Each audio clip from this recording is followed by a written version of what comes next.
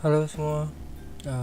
Hari ini adalah sesi pertama dari belajar bareng, dimana kesempatan kali ini saya akan sharing sedikit bagaimana cara membuat foto vektor menggunakan aplikasi gratis dari Adobe.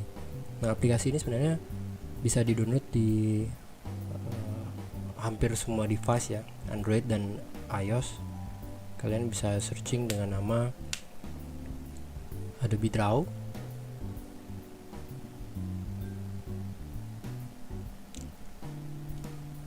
Adobe Draw ya, jadi Adobe Illustrator Draw. Saya cek dulu sebentar. Nah, ini adalah aplikasi istilahnya Illustrator versi mini atau versi mobile dari Illustrator yang biasa kita kenal di komputer. Nah, untuk Adobe Draw sendiri itu sudah sampai di versi 4.8.0 ya. Jadi ini adalah versi terbaru yang saya gunakan. Ini free, jadi kalian bisa download dan gunakan semaksimal mungkin. Jadi untuk jadi berbeda kayak misalnya ada teman-teman yang nanya, kok nggak pakai designer gitu, misalnya Affinity gitu, misalnya Affinity Designer. Affinity Designer itu berbayar. Kebetulan memang saya sudah beli, nanti saya akan buatkan tutorial lain untuk Affinity Designer, tapi kita akan pakai aplikasi yang gratisan dulu. Jadi dengan aplikasi gratisan ini pun kalian sebenarnya sudah mampu untuk membuat kayak vektor yang model seperti ini nih, yang model kayak gini. Nah, ini yang dari dari bawaan apa namanya, yang di share sama si Adobe Illustratornya sendiri, Adobe Illustrator Draw-nya. Sedangkan yang ketika saya buka aplikasinya ya, jadi saya sudah sering banget bikin project menggunakan ini. Jadi ini beberapa contoh project yang sudah saya lakukan, dan ada project iseng yang saya buat seperti ini. Jadi kalau yang kalian mungkin yang hari ini saya pakai jadi thumbnail yang ini ya. Kemudian sedangkan yang kalian lihat di layar itu adalah yang ini nih, Opa Gongyo ya. Jadi Opa asalah siapalah kalian akan menyebutnya, Om Ajusi siapalah. Kemudian yang lagi satu adalah yang ini, saya lupa ini siapa namanya, pokoknya artis Korea juga deh. Nah,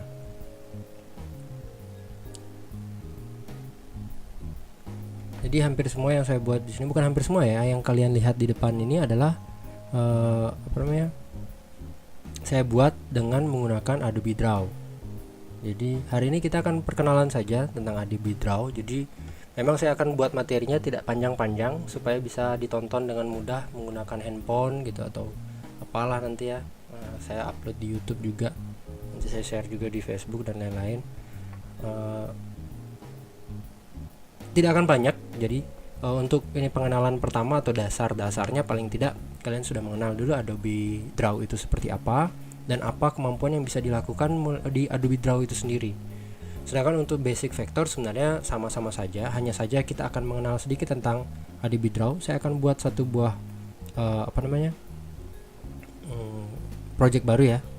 Jadi project baru, contohnya misalnya saya buat di sini saja sekalian. Nah, ini adalah tampilan awal dari ketika kalian ingin menggunakan atau memilih format untuk Adobe Canvas. Jadi kalau misalnya kayak di Photoshop atau Illustrator, ini kalian bisa nentuin mau pakai format ukuran apa. Di sini sudah ada sih sebenarnya. Kalau kalian bikin format baru, tinggal diklik aja nih format, kasih formatnya namanya apa, kemudian unitnya apa. Kalau misalnya di sini ada pixel, inci, sentimeter, milimeter bisa digunakan. Lebar dan tinggi ya, ada lebar, tinggi, kemudian ada berapa pixel, dan kemudian max layernya, berapa layer yang akan kalian gunakan. Saya sih tidak pernah menggunakan format baru, saya gunakan format yang sudah ada di sini. Nah, misalnya nih kalian akan menggunakan digital illustration ya, jadi di sini sebenarnya sudah ada, misalnya kayak untuk ukuran iPad, untuk ukuran widescreen ya. Ini ukuran widescreen kalau misalnya ingin bikin thumbnail YouTube tuh pakai widescreen yang ini ya, yang ini dipakai. Kemudian ada macam-macam lagi di sebelah sini, jadi hampir semua bisa kalian gunakan sebenarnya. Kemudian untuk ukuran print juga masih ada ya. Jadi standar kayak misalnya ada bahkan comic book, standar book portrait, A4 juga, ada A4 landscape juga. Ini terserah kalian akan gunakan yang mana. Sesuai dengan kebutuhan saja. Tapi saya biasanya menggunakan iPad portrait sih ya, iPad Pro portrait seperti ini. Jadi saya klik saja, nanti kita akan dilempar ke satu buah kanvas baru seperti ini.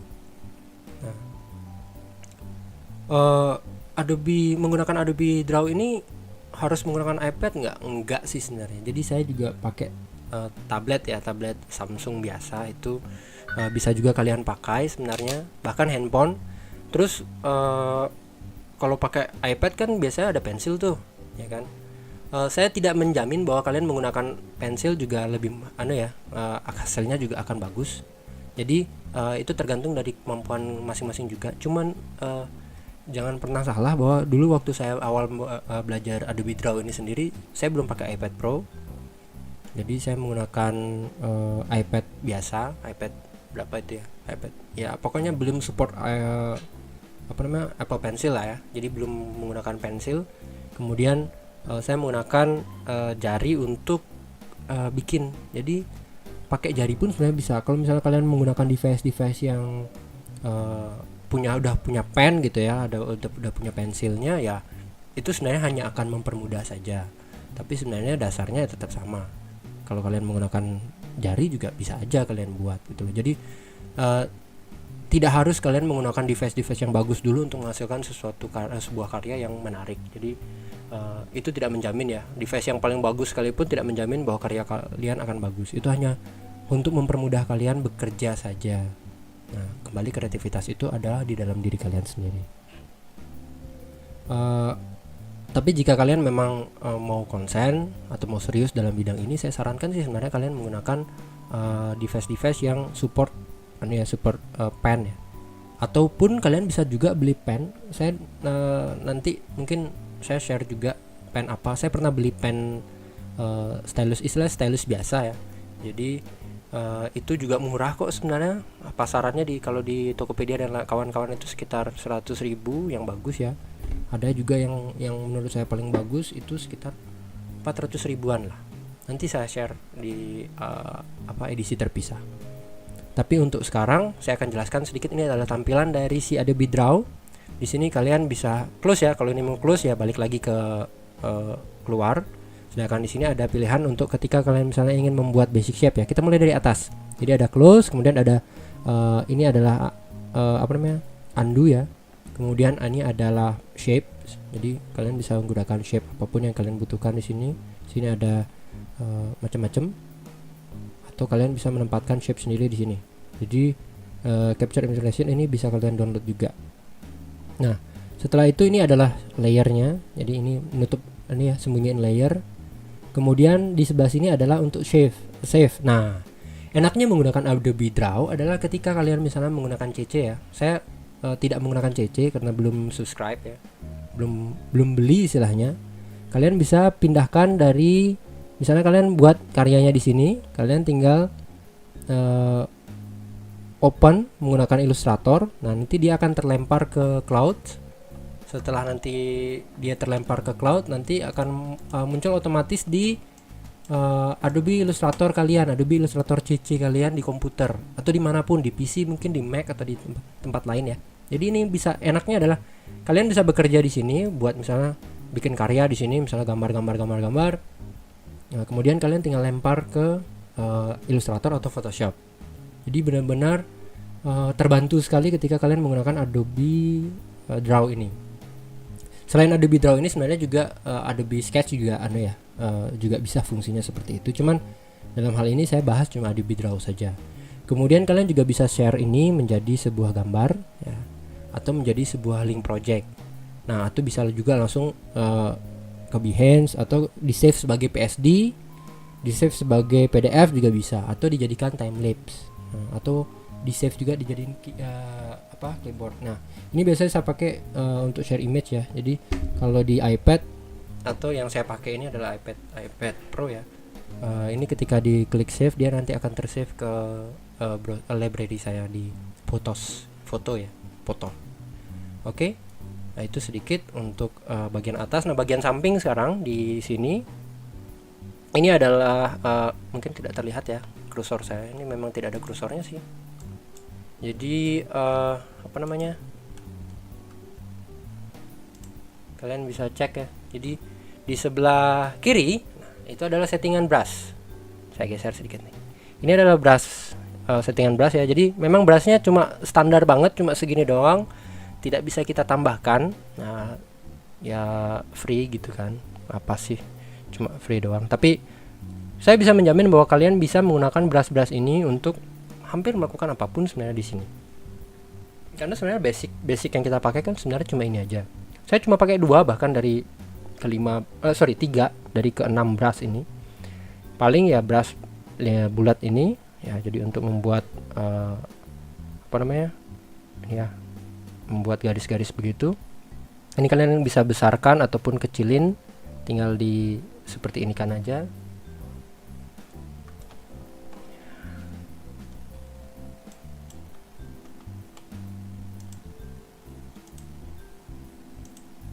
Nah, jadi ini ada brushnya, bisa kalian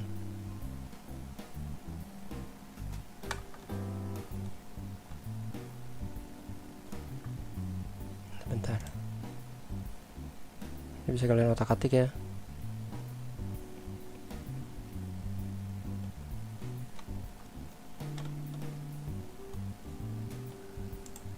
Oke, jadi bisa diperbesar atau perkecil. Ini ada di sini, perbesar brushnya. Nah, ini juga karena saya pakai input pensil, maka ini juga berpengaruh di penekanan ya. Tekan saya tebelin atau saya tekan pendek, apa namanya, tekan halus gitu. Nah, ini enaknya. Jadi sebenarnya ketika kalian menggunakan iPad Pro atau iPad biasa dengan pensil ataupun jika dengan tangan, itu sebenarnya bedanya cuma di situ aja. Contoh misalnya saya pakai tangan nih, saya delete dulu ini, saya buat baru, saya pakai tangan. Nah, ini sebenarnya kalau pakai tangan dia konstan. Ini pakai jari ya, bukan pakai tangan, pakai jari. Ini jadi telunjuk saya, ini konstan ya. Dia apa namanya? Tidak ada variasi tebal tipisnya. Sedangkan kalau misalnya pakai ini, pakai pensil, dia ada variasi tebal tipis. Nah, pun jika kalian menggunakan pensil atau sejenis pen itu saya sarankan sih sebenarnya ini ya, hati-hati ya, karena ketika kalian misalnya bikin lingkaran gitu misalnya, itu kadang tiba-tiba kalau pennya nggak bagus, stylusnya nggak bagus, dia hasilnya akan kayak gini nih. Jadi kadang-kadang maunya pelan tipis, ternyata malah bunceng-bunceng gini nih. Ini harus hati-hati sih. Jadi saya sarankan sebenarnya apa ya namanya, hati-hati aja sih.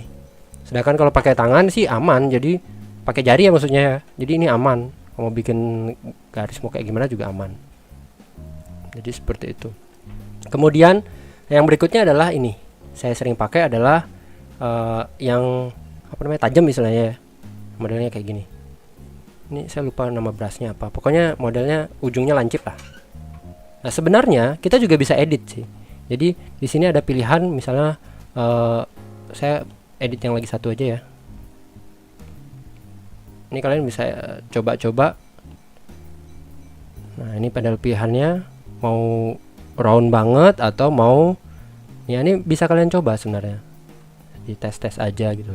Angelnya mau kayak gimana kalau misalnya gini ya. Mau arahnya kemana, taper itu apa namanya, lebih dia tajam atau enggak. Nah, ini kalau kalian mau matikan. Nah, kalau misalnya kalian menggunakan pen yang tidak terlalu bagus, saya sarankan ini pressure dinamiknya dimatikan ya. Jadi hasilnya konstan ya. Tidak perlu kalian ribet-ribet pakai tebal tipis. Jadi matikan aja pressure controlnya itu. Itu untuk brush kira-kira. Jadi masih banyak yang bisa diolah sebenarnya. Saya kembalikan ke awal settingannya. Saya reset aja. Jadi biar kembali ke normal. Nah, kemudian yang di sebelah sini adalah layer. Jadi ini adalah layer yang bisa kalian pakai. Nah, kalian bisa menempatkan layer baru membuat layer baru, tinggal klik saja tanda plus itu, draw layer untuk membuat draw gambar, atau image layer ketika kalian ingin import sebuah gambar. Contoh misalnya import gambar nih. Nah, ini kalian bisa cari dari library sendiri, take foto dari my file atau dari mana aja. Misalnya saya pakai dari on my iPad ya. Saya ambil misalnya foto siapa ya? Ini ada foto saya nggak ya? Oh, ini terlalu banyak nih foto-fotonya. Ada foto pribadi ya? Ada foto, anggaplah yang ini ya. Saya nggak tahu ini siapa. Nanti tolong kalau misalnya copyrightnya bermasalah, maafkan saya nggak tahu ini siapa ya. Kemudian klik done. Jadi seperti ini. Jadi kita tinggal, saya delete yang bawah ini, jadi kita bisa bekerja di atas ini. Misalnya membuat line artnya. Saya ganti warna hitam. Oh ya, di sini juga kalian bisa ngedit warna ya. Mau pilih warna yang mana, atau kalian misalnya save warna atau picker manual. Jadi mau cari warna apa. Contoh misalnya di sini saya mau pakai warna inilah. Nah, kalian tinggal bekerja aja di sini di atasnya. Nah, mengenai detail nanti mulai istilah contoh pekerjaannya saya akan buat di seri berikutnya ya. Jadi ini cuma pengenalan dasar dulu untuk si Adobe Draw. Jadi kalian bisa bikin kayak gini nih. Misalnya, jika ini terasa mengganggu gambarnya, pengen di gimana sih? Bisa nggak di opacity-nya diturunin dikit? Bisa banget. Kalian tinggal ini saja, kalian double klik 2 kali ya. Kemudian ini opacity-nya bisa kalian atur. Mau yang mana? Mau blending modenya mau yang mana juga bisa. Bedanya adalah ini kalian tidak bisa diputer-puter sih. Selama ini saya susah banget untuk muter-muter. Jadi biasanya kalau saya mau muter-muter, iPad-nya yang saya putar. Jadi ini bisa kalian perbesar atau perkecil, ditransform. Jadi macam-macam yang bisa kalian olah, duplicate ya, atau di delete ya. Delete ini fungsinya untuk menghilangkan gambar ya. Jadi buat yang tidak tahu fungsi delete ini, jadi ini untuk menghilangkan gambarnya ya. Jadi ini fungsi delete ini sangat penting. Atau misalnya kalian bisa matikan colok matanya ya. Kalau biasa saya bilang di anak-anak di kampus ya, ini untuk menghilangkan atau menyembunyikan. Jadi kita colok matanya, hilang dia sebentar. Atau sebenarnya kalian juga bisa dari sini, colok aja klik aja 2 kali.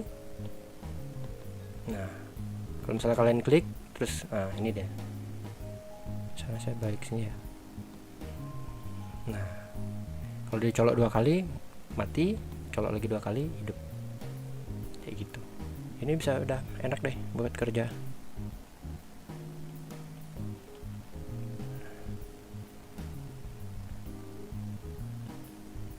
Contoh nih, bikin mata gitu.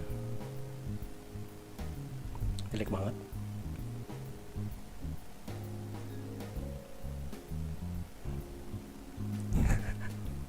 Kita sembarangan dulu ya.